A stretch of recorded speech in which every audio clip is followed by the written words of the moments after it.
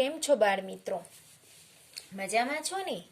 તો આપણે standard 8માં maths સબ્જેક્ટમાં chapter 11ની અંદર આપણે 11.2 જોઈશું.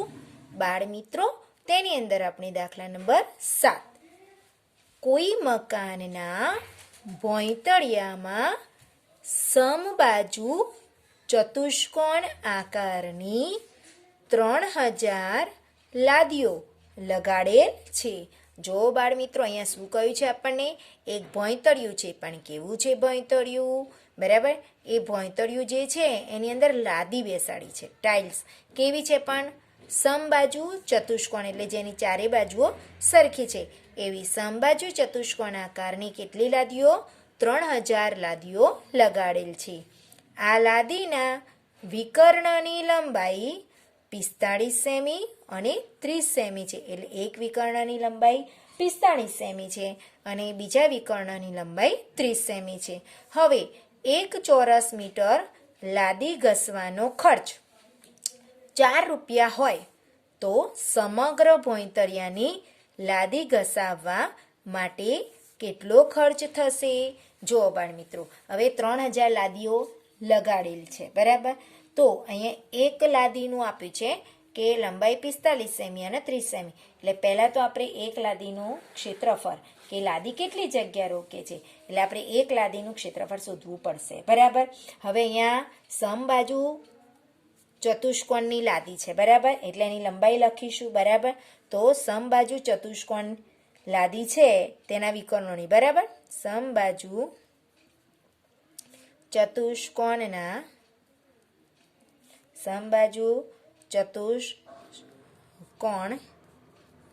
લાદીની લંબાઈ છે, બરાબર. તો લાદીની એક વિકર્ણની, બરાબર, વિકર્ણની લંબાઈ બરાબર. એની અંદર બે વિકર્ણ છે તો એક લંબાઈની 45 સેમી છે, બરાબર, અને બીજા વિકર્ણની લંબાઈ કેટલી છે? 30 સેમી, બરાબર. એટલે હવે આપણે લાદીનું ક્ષેત્રફળ શોધીશું. જો બાળ મિત્રો, કંઈ પણ લાદી લગાડવાની હોય, કોઈ પણ આપણે જે ક્ષેત્રફળ શોધીએ છીએ એ એક જ વસ્તુનું શોધાતું હોય છે. તો અહીંયા લખીશું સમબાજુ ચતુષ્કોણ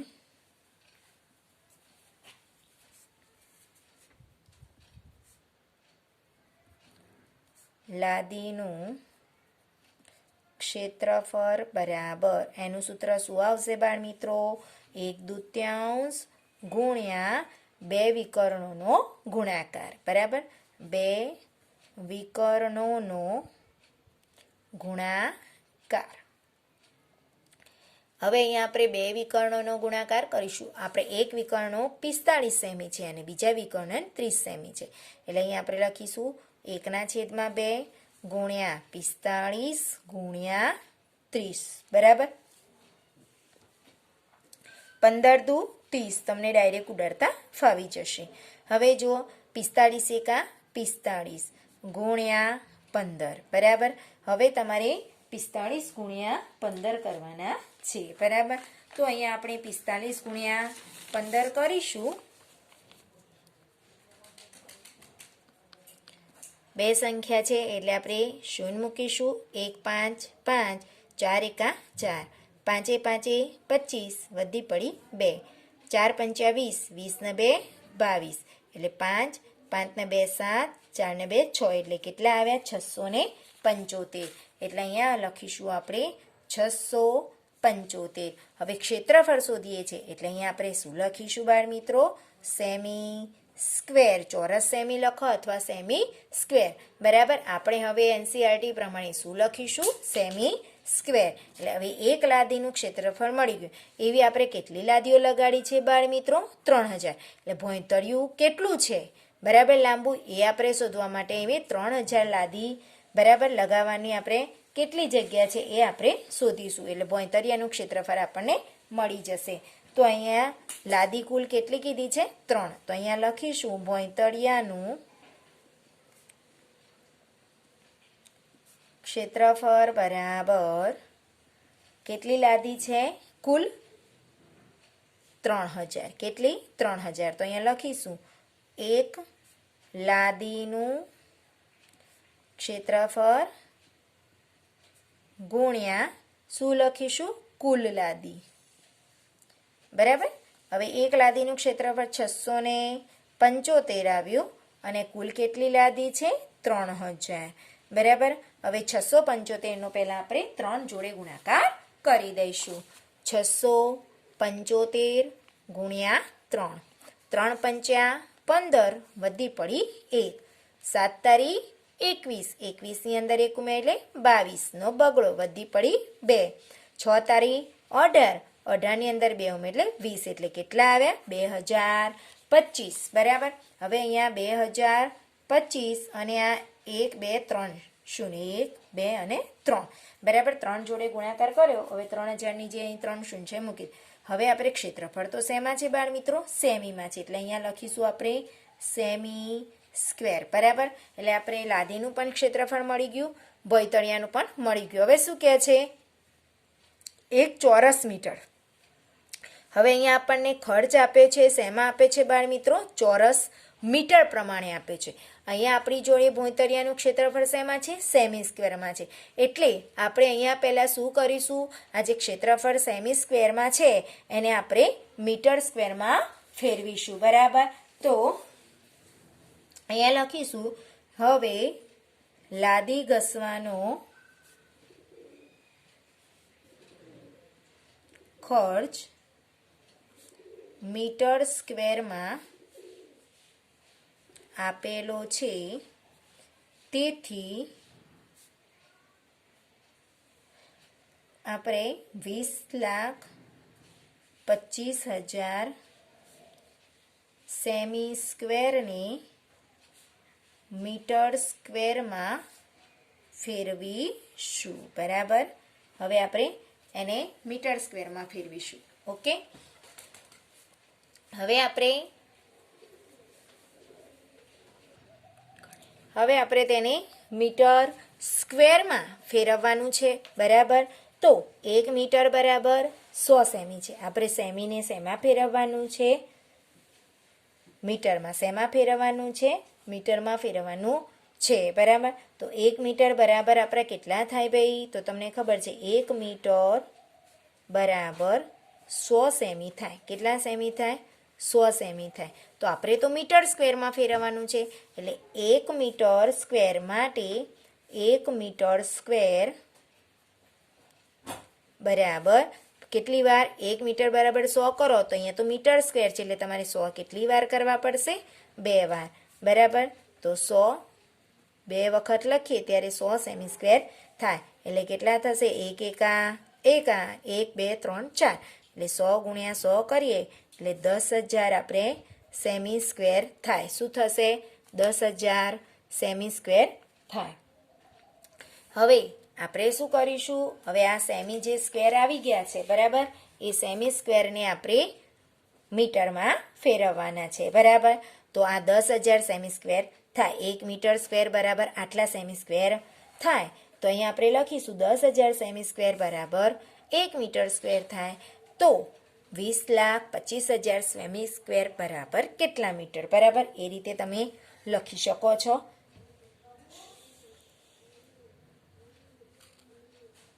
અહીંયા લખીશું 10,000 સેમી સ્ક્વેર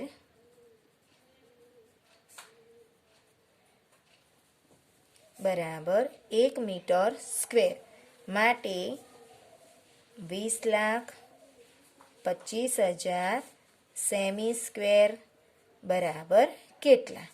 તો અહીંયા આપણે 20,25,000 ગુણ્યા 1 છેદમાં 10,000. હવે અહીંયા એક શૂન્ય ગઈ, અહીંયા બીજી શૂન્ય ગઈ, અહીંયા ત્રીજી શૂન્ય ગઈ. બરાબર. હવે તમારે શું કરવાનું છે? તો અહીંયા તમે 2025 છે. બરાબર. તો 2025 એકા 25 અને છેદમાં 10 મીટર સ્ક્વેર. બરાબર. હવે અહીંયા દશાંશ ચિહ્ન નહીં કરીએ આપણે. દશાંશ ચિહ્નમાં જવાબ લખીશું નહીં. કેમ? કારણ કે આપણે આજે રૂપિયા શોધવાના છે કે 1 મીટર સ્ક્વેર બરાબર 4 રૂપિયા છે. બરાબર, 1 ચોરસ મીટર લાદી ઘસવાનો ખર્ચ આપણને કેટલા આપ્યો છે બાળ મિત્રો? 4 રૂપિયા. બરાબર, તો આપણે અહીંયા ખર્ચ શોધીશું. બરાબર, તો અહીંયા લખ્યું જો 1 ચોરસ મીટર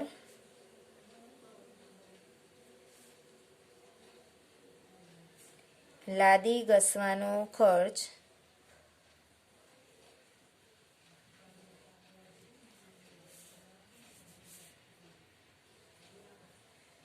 4 રૂપિયા છે કે હોય માટે ભોંયતળિયાની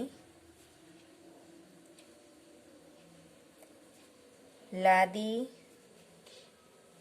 ઘસવાનો ખર્ચ બરાબર કુલ આપણા ગુણાકાર કરી દઈશું 2025/10 ગુણ્યા કેટલા છે? 4 રૂપિયા. 5 લાદી ઘસવાની હોય તો 5 4 20 કરીને એમ ગુણાકાર કરી દઈશું. બરાબર, આપણે હવે તમે અહીંયા ગુણાકાર કરી દેશો 2025નો 4 જોડે. 4 પંચ્યા 20 શૂન્ય વધી પડી 2, 4 દુ 8, 8 ને 2 10 વધી પડી 1.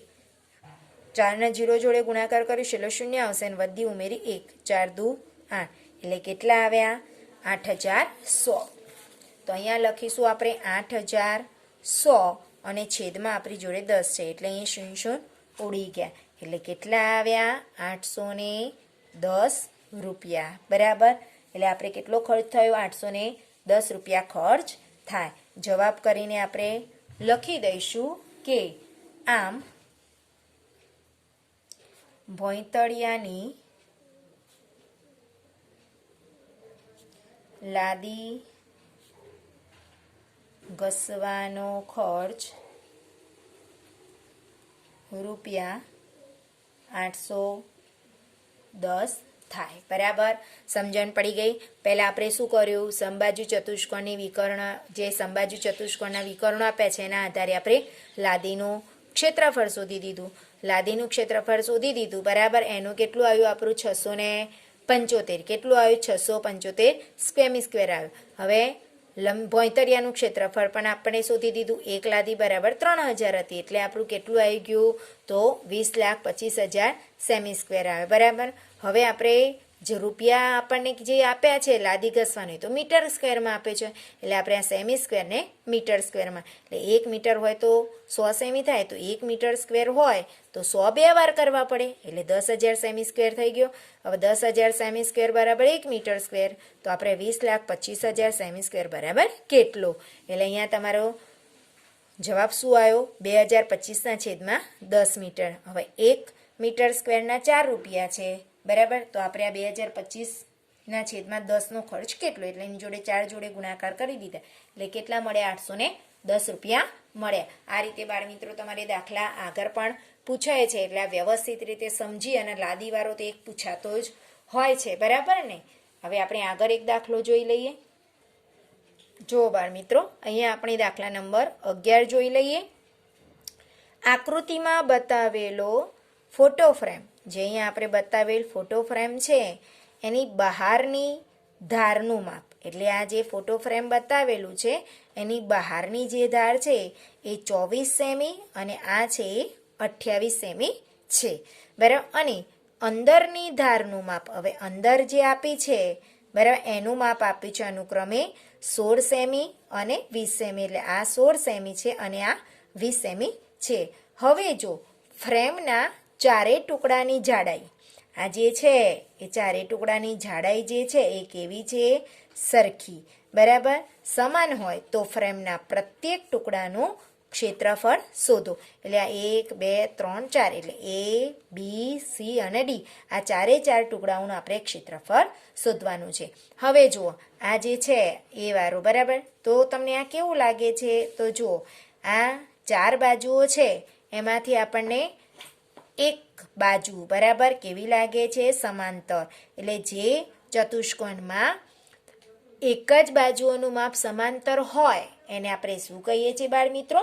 સમલંબ. એટલે કેટલા સમલંબ થયા? 1 2 3 અને 4. અને ચારે ચાર જે આ ચતુષ્કોણ છે સમલંબ, એ ચારે ચાર જાડાઈ કેવી છે? સરખી છે. એટલે જે એક હશે એનું ચારેયનું માપ સરખું હોય. તો અહીંયા આપણે લખીશું ફોટો ફ્રેમનું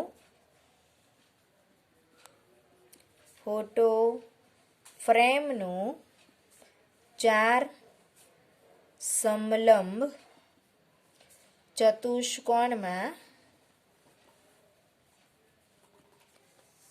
વિભાજન થાય છે. બરાબર? જેવા કે અહીંયા આપણે નામ આપેલું છે A, B, C અને D. બરાબર? એમ અહીંયા 4 ભાગમાં આપણે વિભાજિત કરી દીધું છે. બરાબર? ચારે ચારના કેવા છે? માપ સરખા છે. એટલે ક્ષેત્રફળ પણ સરખા આવશે. બરાબર? વળી સામસામેના. બરાબર? કારણ કે આ 20 સેમી છે એટલે આ બંનેના સામસામેના માપ સરખા હશે. અને આ વળી સામસામેના સમલંબ ચતુષ્કોણના માપ સરખા હોવાથી તેમના ક્ષેત્રફળ પણ કેવા હશે બાળ મિત્રો? સરખા. તેમના ક્ષેત્રફળ પણ સરખા જ મળે. બરાબર? આ તમારા ધ્યાન માટે લખ્યું છે. તમારે દાખલો ગણો ત્યારે આ બધું લખવાની જરૂર છે નહીં. બરાબર? અહીંયા ચાર સામસામેનું બંનેનું બી અને ડી એ બંનેના ક્ષેત્રફળ સરખા હશે અને સી અને એના ક્ષેત્રફળ સરખા હશે. બરાબર? તો અહીંયા આપણે સમલંબ ચતુષ્કોણ એનું ક્ષેત્રફળ શોધીશું. બરાબર? તો અહીંયા લખીશું સમલંબ ચતુષ્કોણ એ માટે. બરાબર? આપણે એનું શોધીશું. બરાબર? તો તેની લંબાઈ કેટલી છે? તો અહીંયા આપણે લખીશું લંબાઈ બરાબર 24 સેમી. બરાબર? લંબાઈ કેટલી છે? તો સમાંતર બાજુઓની લંબાઈ અહીંયા આપણને જો હવે આ 16 સેમી છે અને આ કેટલી છે? 24 સેમી છે. કેટલી છે? તો એકની લંબાઈ 24 સેમી છે. બરાબર? અને બીજી બાજુની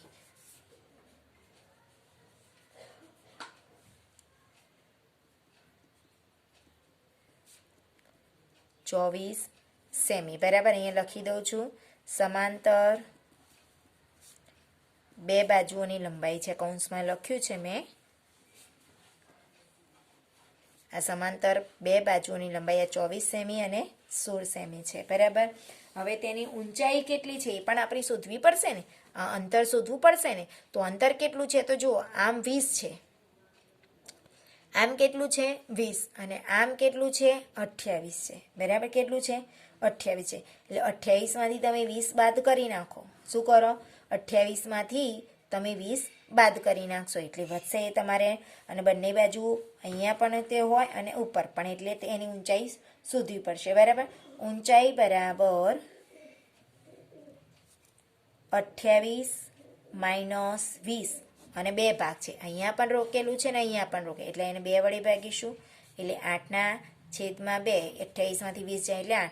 2 4 8. એટલે કેટલું થયું? 4. એટલે જો આ 20 થયું. હવે આ 4 ના 4 એટલે 20 ને 4 24, 24 ને 4 28. એટલે આપણે આ જાડાઈ એની ઊંચાઈ શોધી. કેટલી છે? 4 છે. કેટલી છે? 4. બરાબર? હવે આપણે શોધીશું સમલંબ ચતુષ્કોણ એનું ક્ષેત્રફળ. સમલંબ ચતુષ્કોણ એનું ક્ષેત્રફળ બરાબર સૂત્ર શું આવશે?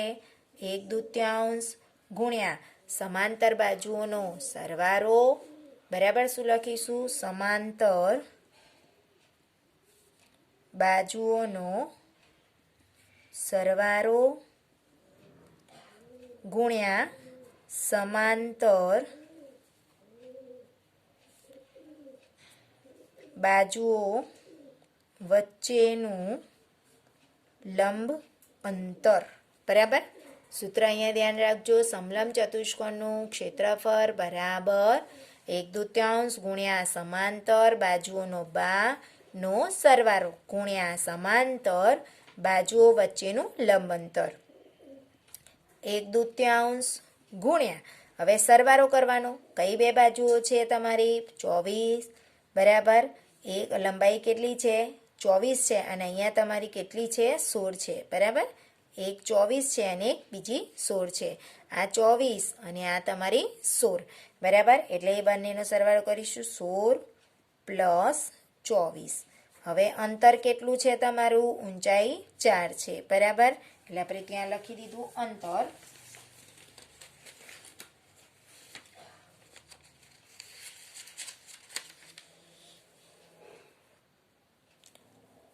હવે આપણે અહીંયા જોઈએ કે 1/2 ગુણ્યા 16 અને 24નો સરવાળો કરીશું એટલે કેટલા થશે? તો જો આ 20 ને 20 40 એટલે કેટલા થયા? 40 ગુણ્યા 4. અહીંયા છેદ ઉડશે. 2 4 અને 40 કેટલા થયા? 80. હવે ક્ષેત્રફળ શોધીએ છીએ એટલે જવાબ શેમાં આવશે? સ્ક્વેરમાં. અને સેમીમાં છે એટલે અહીંયા આપણે લખીશું સેમી સ્ક્વેર બરાબર. શું થયું? સેમી સ્ક્વેર બરાબર. હવે આપણે આગળ, હવે એનું જે ક્ષેત્રફળ છે એ જ આપણું સીનું પણ છે તો અહીંયા લખીશું. તો અહીંયા સમલંબ ચતુષ્કોણ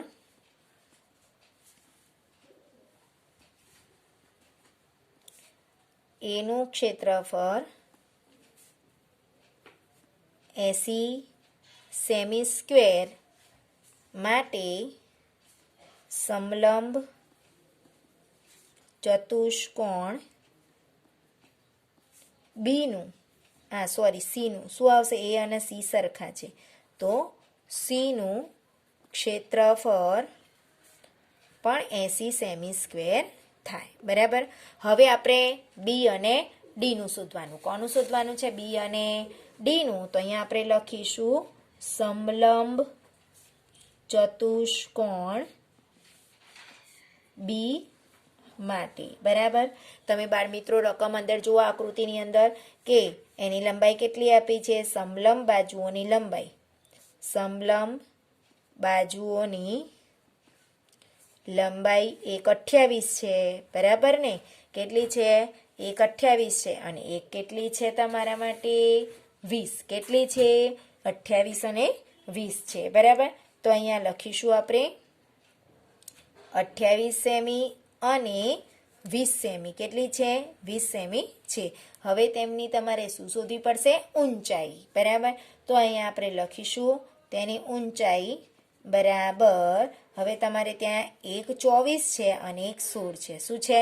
24 અને 16 છે એમાંથી તમારે 2 ભાગ કરવાના. એટલે કે 2 ભાગ કરવાના ઉપર અને નીચે બંને.